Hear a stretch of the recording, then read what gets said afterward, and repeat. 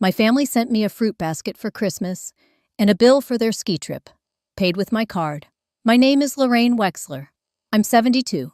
I live alone in Bridger Creek, a place where winters last longer than memory, and the post office still knows every name on the envelopes. I used to be an accountant. These days, I mostly brew tea-count snowflakes and try to keep this house from getting too quiet. I'm not telling this story to complain. I'm telling it because somewhere out there, someone else might have also received a holiday gift basket from their own children, and a bill they were never asked about. Some heartaches don't make a sound. Some betrayals don't need to shout. They arrive in a bank statement, in a 3-word greeting card. In that moment, you realize the world you thought was your family had already moved on long ago. If you've ever felt like a burden, like too much, like a problem to be managed, just because you loved too deeply, then maybe this is your story too. 9 a.m. on Christmas morning. On the snow-covered porch, I picked up a wrinkled fruit basket, along with a card that said exactly 3 words, peaceful. The kids. No Merry Christmas, no Mom. Not a single name except the faded company print at the bottom corner, Shady Mountain Fruit Baskets Co. A bulk gift service I know always runs last-minute discounts. I lifted the basket. The apples were already shriveling and somehow felt heavier, like they carried something older inside. I set it down on the kitchen table. The melting snow left a wet ring on the wooden surface.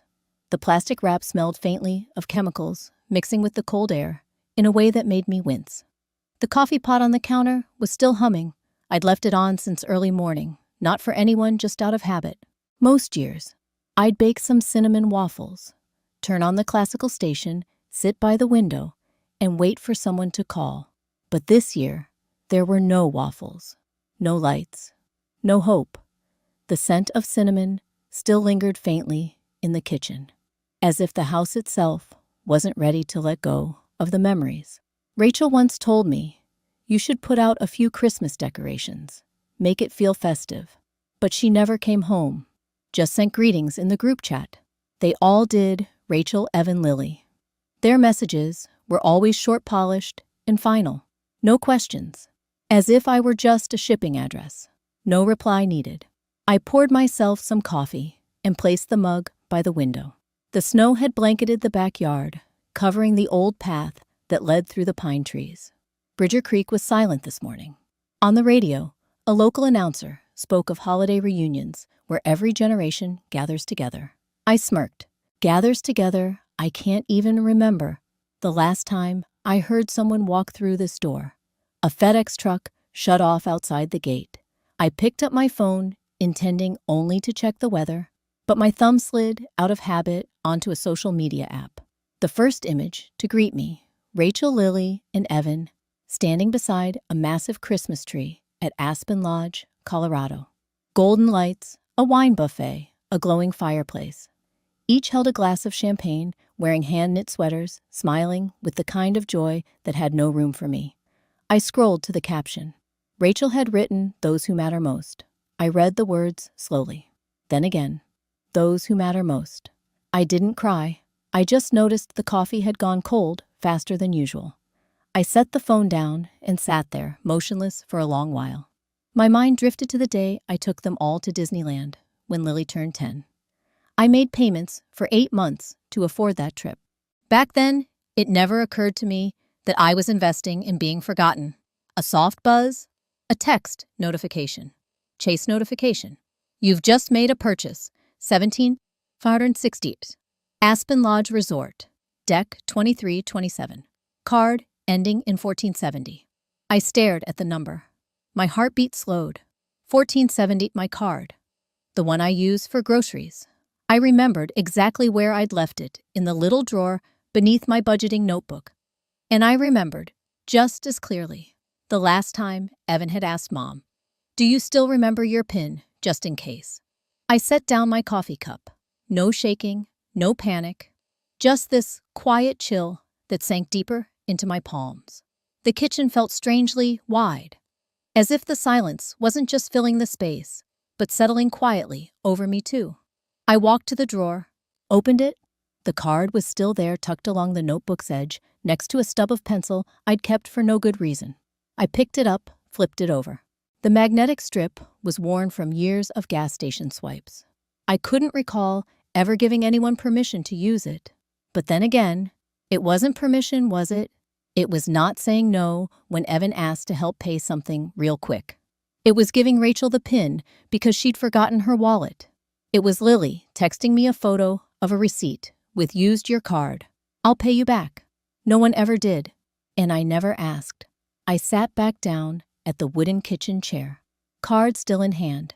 The old clock on the wall ticked slowly, the second hand aging right along with the house.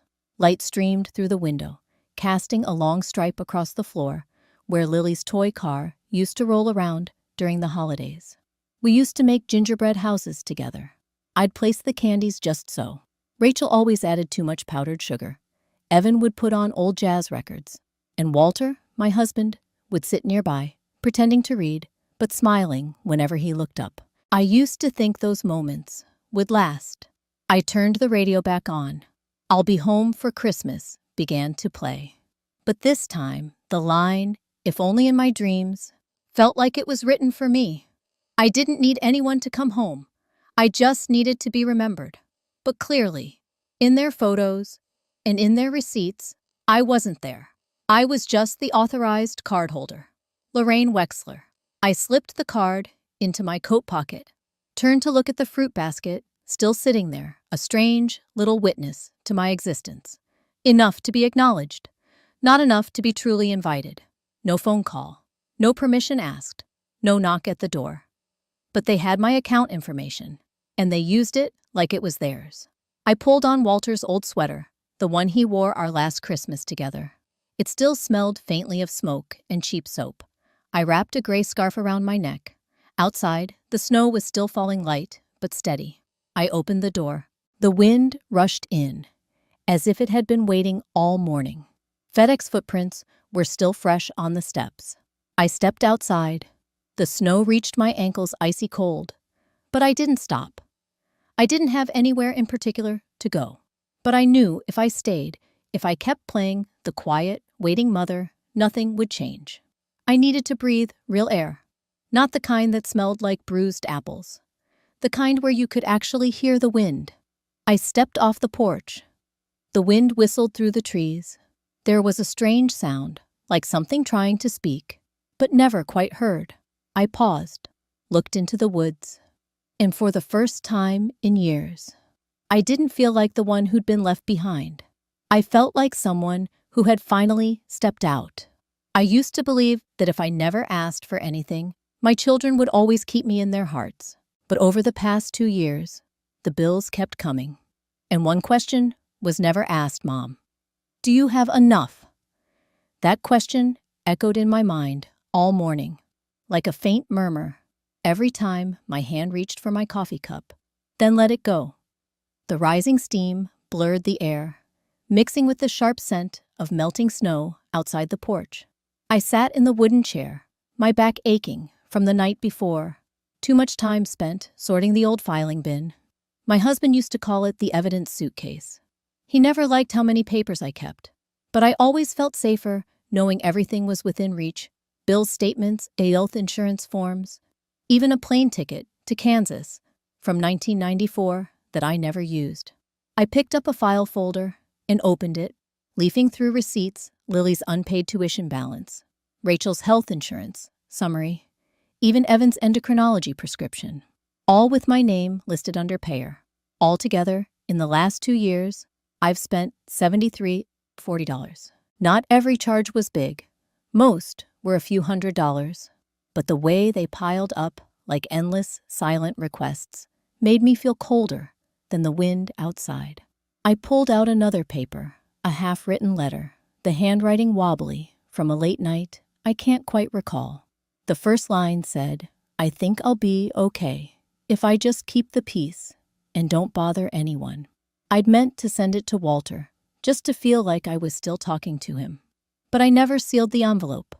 It stayed buried in the files, like a part of me that had dimmed, but never found a place to rest. Around noon, I put on my long coat, slipped on my shoes, and drove to Tilly's, the only cafe open on holidays. The roads were slick, but my old tires knew how to handle it. Moon River played softly on the radio. Outside, everything was blanketed in white. A pine tree leaned over someone's porch, its star tilted to the side. Tilly's was quiet. Bob sat at his usual back table, cowboy hat still on always. Doris waved when I walked in. "Anyone stop by?" she asked, stirring more sugar into her peppermint tea. "No," I said. "They're busy. Living." We both smiled. That quiet kind of smile you only share with someone who knows the ache of being left out. Doris is 84. Sharp mind, weak knees. I still help her fill out benefits forms, fix errors in her pension papers. She says, for folks our age to even know how to log in to government sites, that's pretty damn impressive. I ordered pancakes and black coffee. Sat by the window. The snow was falling slowly, like ash. Bob retold the story of the winter. The freeway froze, and the town ate nothing but potatoes for 3 days. I listened, halfway, my thoughts still stuck on the number 73,000. After the meal, I drove home. The wind picked up. The sun was out, but it brought no warmth. I stepped inside, hung up my coat, took off my shoes, and walked to the desk by the window. My old laptop takes 2 tries to turn on. I opened the browser and logged into the bank. They still use the same interface. I knew every tab, every click. 3 names appeared on the screen. Evan Wexler. Authorized user, Rachel Pierce. Authorized user, Lily Wexler. Authorized user. I stared at those words, not with rage, not even sorrow, just that hollow familiarity, like opening an old room and realizing someone else had cleared out your belongings long ago. I moved the cursor slowly from one name to the next. Evan, Rachel, Lily. Each one brought back a time when I told myself they're just borrowing. When Evan lost his job after his startup failed, I gave him my card to help him save face in front of his family. When Rachel got divorced, I covered her insurance so she could focus on her mental health. When Lily dropped out of school, I paid for yoga classes and a short-term rental so she'd have space to find herself. None of them paid me back, and none of them ever asked if I had enough. I opened the drawer and pulled out an old tin box where I kept what no one else needed but me: statements, letters, receipts. Inside was a notebook where I'd listed every expense I'd ever paid for my children. The final page showed the total $73,040. I didn't keep it to hold a grudge. I kept it to remember how many times I'd put others before myself. I placed my hand on the mouse. A small box appeared next to Evan's name. Remove authorized user. The pointer hovered. My hand didn't tremble, just felt heavy. My eyes stopped at the word authorized, given permission. And who gave that permission? I did. So if things had drifted far beyond what I intended, then taking it back was also mine to do. I clicked. A confirmation appeared. Are you sure you want to remove this family member's access? I read the words slowly, like reading a farewell you've written but never sent. And I clicked yes. Evan's name vanished. Then Rachel's. Then Lily's. Each click felt small, but left a deep space inside me. Not because I regretted it, but because I never thought I'd do it. Never thought I'd sever anything tied to my children. But when trust becomes a weight, letting go isn't giving up. It's a way of coming back to yourself. I closed the laptop, poured myself a glass of water. No tea, no sugar. I needed something clear. No sweetness pretending to be comfort. The fruit basket from Christmas still sat on the table, 2 apples shriveled to their cores, the cellophane peeling off at the corners. I picked it up, opened the trash, and dropped it in. The first time I ever threw out a gift from my children, without guilt. Outside, dusk had settled. The snow reflected faint yellow light from the neighbors' homes. Doris was probably watching an old black and white movie. Bob might still be telling stories at Tilly's. And me, I felt something lift off my chest like a layer of ice finally cracking. I stood up, reached for my coat, opened the door. The cold wind rushed in, and this time I didn't turn away. My footprints from that morning were still etched in the snow. I stepped onto the porch, didn't look back, and for the first time in years, I told myself I have the right to say, that's enough. The bank didn't ask why, but Toby, the young man behind the counter, looked at me like I just lost someone. I'd arrived early, before the frost had cleared from the windshield. The bank had just opened. The artificial tree in the corner still hung with a few loose silver baubles. No one had taken it down, as if the town wasn't ready to leave the holidays behind. "Can I help you with something?" Toby smiled softly, stretching across the desk to reach a pen.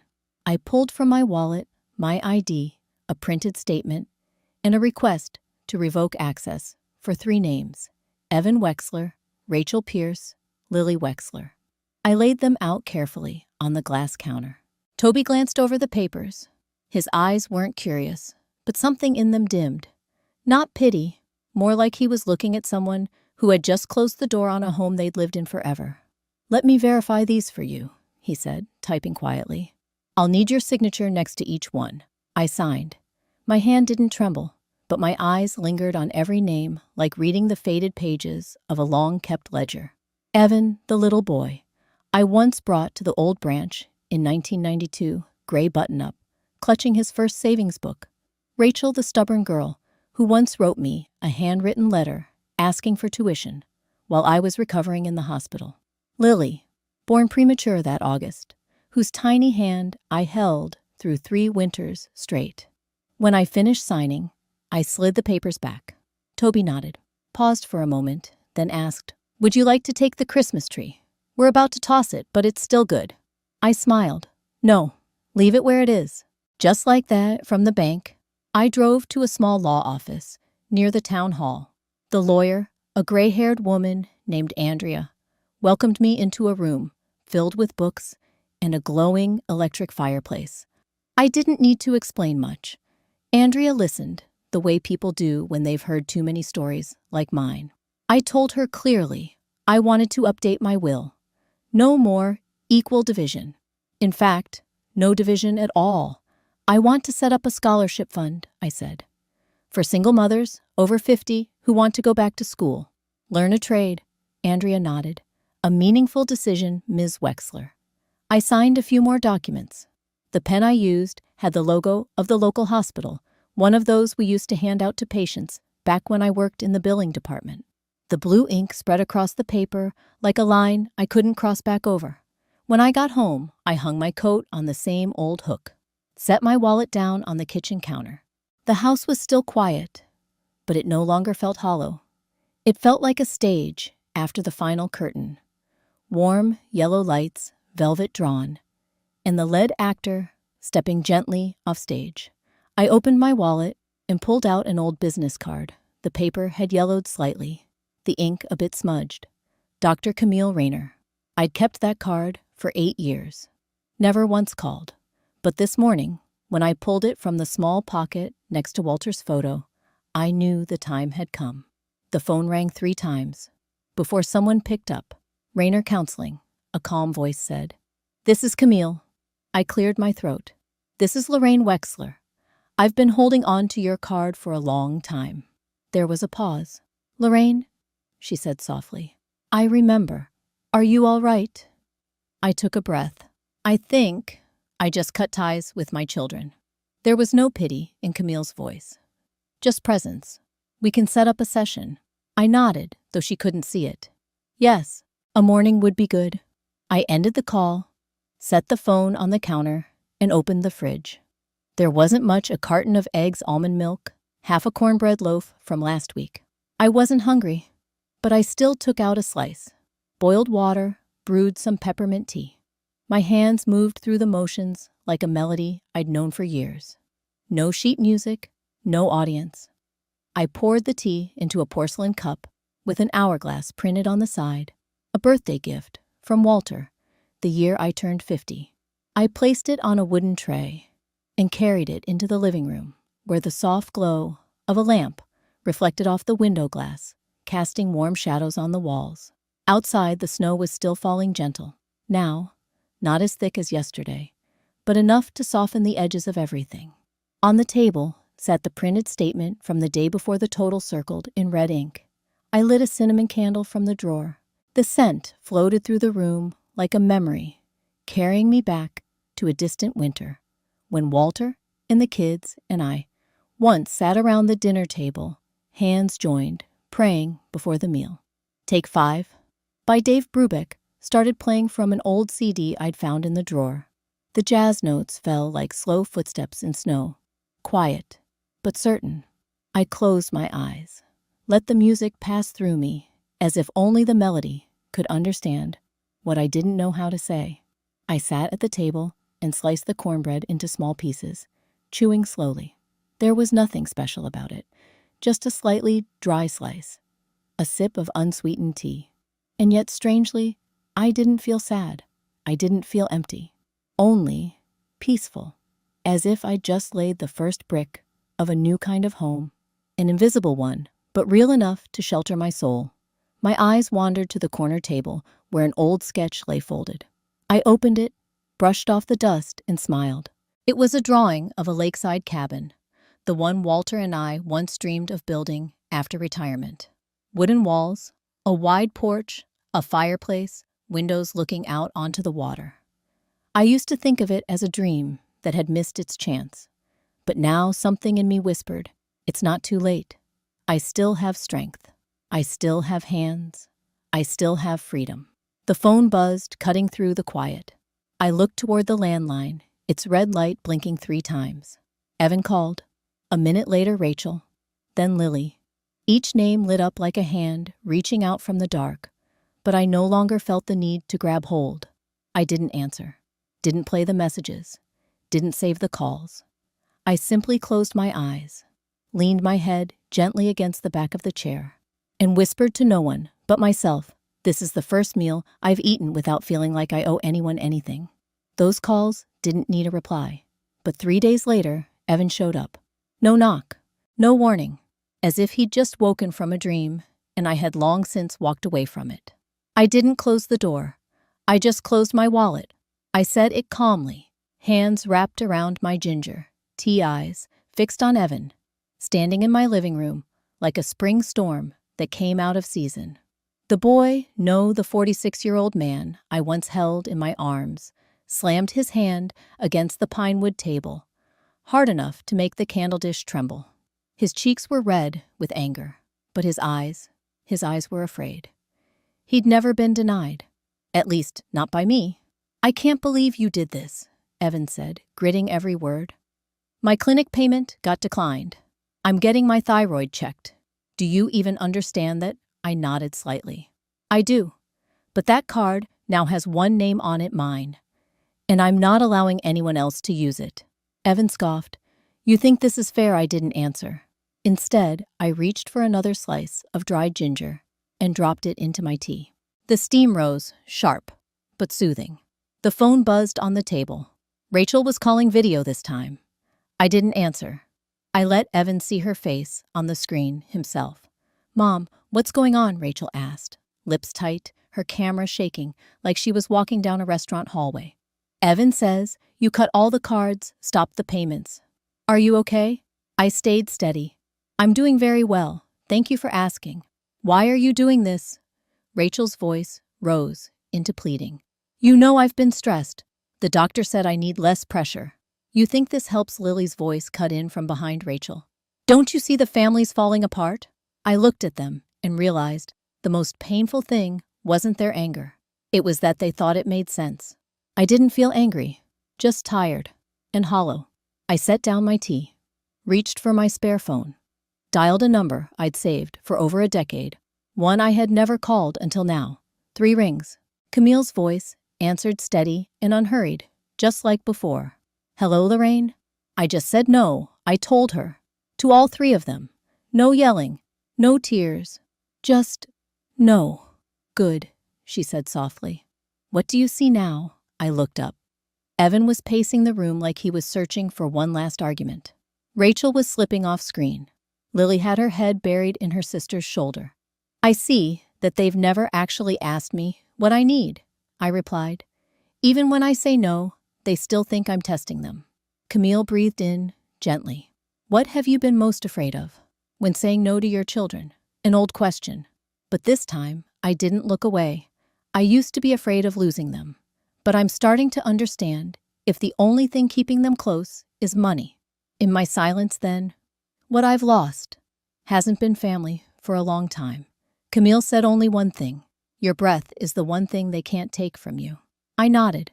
The call ended. Evan stepped closer, quiet now, for the first time. We'll have a family meeting. Saturday, 4 p.m., Rachel's place. You should come. I didn't ask who came up with it. No one asked if I wanted to. I walked him to the door without putting on a coat. Not out of defiance, but because I no longer felt the need to stay warm for something that's been cold far too long. He didn't look back. The truck growled through the fresh snow tires, skidding once, before disappearing past the bend lined with pine trees. No goodbye. No. Take care, Mom.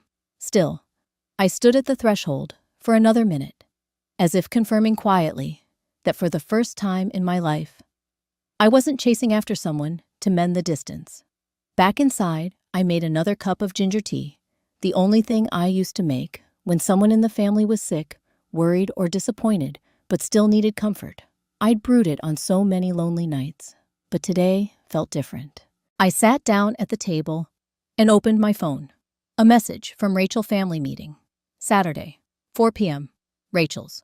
No invitation, no kindness, just a command. I didn't respond right away. I got up, walked to the bedroom, and opened the second drawer on the left, the one where I kept things that weren't urgent but couldn't be thrown away.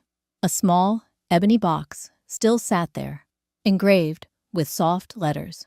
Walter and Lorraine, 1983. I opened it. Inside was a photo of us at Flathead Lake, his arm around me, his hair blown wild by the wind, and me smiling gently. Beneath it, his light gray holiday coat. I smoothed the folds and tried it on. It still fit, still held warmth. I stepped toward the mirror. My hair was silver now. No more soft waves like before. But in my eyes, there was something I'd never seen in myself. Not defiance, but calm. I sat at the vanity. Beside me lay a red notebook where I'd once written down cookie recipes, doctor numbers, and Walter's medications. On the last page, a line I'd scribbled on my 71st birthday. If no one protects you, at least don't abandon yourself. I closed my eyes. Camille's voice echoed faintly in my mind. If you forgive them, do you think it will change anything? I used to think so. Now, I don't. I no longer live hoping others will change. I live so I no longer break promises to myself. The phone buzzed again. Rachel, hope you'll come with an open heart. I read the message. No frown, no smile. I simply deleted it. No reply. No longer the mother who always showed up just to keep peace at the dinner table. None of the three asked if I wanted to attend the meeting. They just picked the time, picked the place. As if I were a system error, something to be addressed quickly isn't neatly, then forgotten. I arrived on time. Not early, not late. Rachel lived in a townhouse in one of those new housing developments. Bright white, lined in perfect rows, every window identical. I checked the address 3 times, just to be sure. The door opened. No greeting, no hug. Rachel turned away and said briskly, "Come in, we're waiting." I stepped inside. The laminated floors were cold underfoot, even with my fur-lined shoes. A faint scent of vanilla came from a cheap candle, burning on the table. More smoke than fragrance. The living room looked like it belonged on a magazine cover. White walls, beige sofa, glass coffee table. But not a single family photo. Not one trace that an old mother had ever visited. The dining table was set, but no one was eating. Just glasses of water beside an open notebook, its page blank as if this meeting were an official intervention. Rachel began. "Mom, I'm not saying this to judge you. We're just worried about you." I nodded. "Worried about me?" "Yes. You cut off all financial access without telling anyone. Do you realize how that affected us? Evan jumped in irritation, sharp in his voice. I just wanted a little help, like always. What's so wrong with leaning on our mother Lily, sitting at the end of the table, spoke quietly. We think you might be going through something. A crisis. Maybe age-related? I looked at the three of them. Their faces still held features I once adored. Rachel's almond eyes, Evan's high forehead, Lily's trembling mouth whenever she cried. But I no longer saw them as lost children needing guidance. I reached into my bag, pulled out a stack of papers, and laid them on the table. These are the receipts I kept. Over the past 2 years, Evan's tuition, $24,000, Lily's insurance, $11,300, Rachel, advances for your daughter, your startup, your wellness to retreats, $37,700. No one moved. I continued. That's $73,000 in total. I don't want it back. But I also don't want to be treated like a bottomless gas pump. Rachel gave a dry laugh. You really kept track of every penny. That's a bit much, Mom. I looked straight at her. I used to be a head accountant. I never forget numbers. But the thing I can't seem to remember is the last time one of you hugged me just because I'm your mother, not because I could pay for something. The air in the room thickened like condensation, waiting to freeze, even though the electric fireplace buzzed softly in the corner. Rachel slammed her hand on the table. You're turning yourself into a victim. Don't you see that? We're just trying to help you stabilize things. Manage everything better. You should be grateful. I didn't react. Instead, I slowly reached into my coat pocket and pulled out a second piece of paper, neatly written, yellowed with age. To my children, what I can no longer count in dollars, my trust. I placed the note on the table right next to the printed statements. This is what I gave.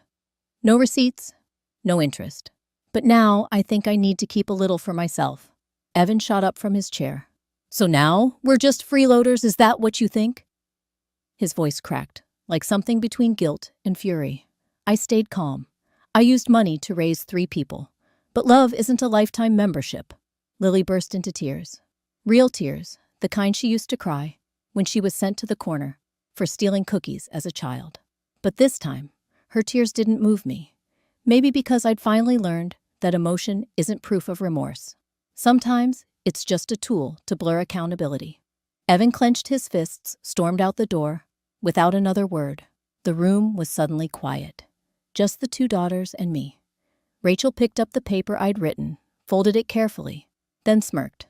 Thanks for the Christmas gift, Mom. I didn't reply. I simply stood, put on my coat. Before leaving, I looked at them both and spoke clearly. I don't need an apology.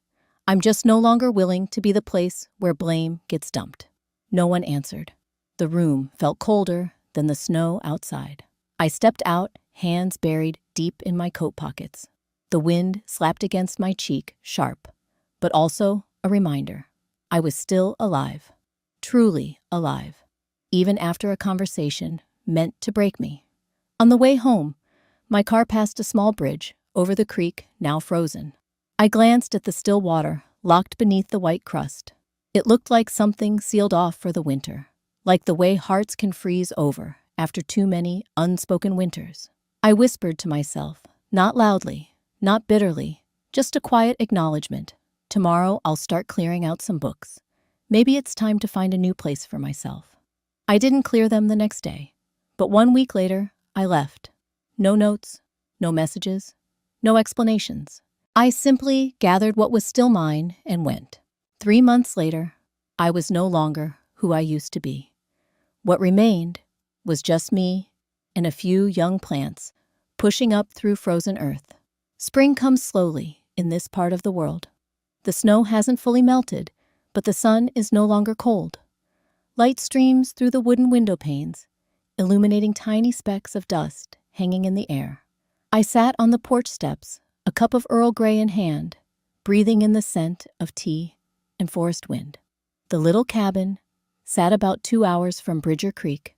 No clear phone signal, no bus route, just a dirt road winding through pine trees. This place was once only a folded sketch in my desk drawer. Now, It had become the quiet beginning of a new life, marked not with grand gestures, but with things that were small, steady, and my own. I started planting lavender. The soil was still damp and cold, but I trusted the roots would take hold. I read old books. I picked up where I'd left off years ago. How to mix watercolor. How to shade the shape of a tree on wet paper. I brewed tea, played jazz records, and never waited for a knock at the door. Last week, I submitted an application to teach a class called Life Accounting for Retirees at a small town library nearby. A clerk called me back, surprised to hear that I was 72 and still wanted to instruct. I simply said I have no desire to die with unused parts of myself. No further explanation was needed. This morning, while trimming weeds along the path, I saw a cloud of dust rising on the road. The car stopped. Evan stepped out, shirt-wrinkled hands in pockets, his gait uncertain, like a boy walking into his first day of school. I wasn't surprised, and I didn't rush. He glanced around, then approached. "Mom." I nodded. He reached into his pocket and held out a check. $500, first repayment. I didn't take it right away. I just looked at him. There was something different in Evan's eyes. Not guilt, not quite regret, just quiet. "I didn't think you'd want to see me again," he said softly. I opened the door and motioned toward the inside. No sugar in the tea, but it's still hot. We sat across from each other on two small wooden chairs by the window. The Earl Grey filled the room with its soft fragrance, mingling with the wind threading through the trees beyond. Neither of us spoke. We didn't have to. Evan looked around the cabin, his eyes landing on the bookshelf, the unfinished painting, the waiting pots of soil, still hoping for real sunlight. Then his gaze stopped at the photo of his father on the table. The frame was old, the glass slightly fogged, but still intact, still warm, with Frank's quiet smile. "We still talk about you, you know," Evan said, voice low and hoarse. I didn't reply.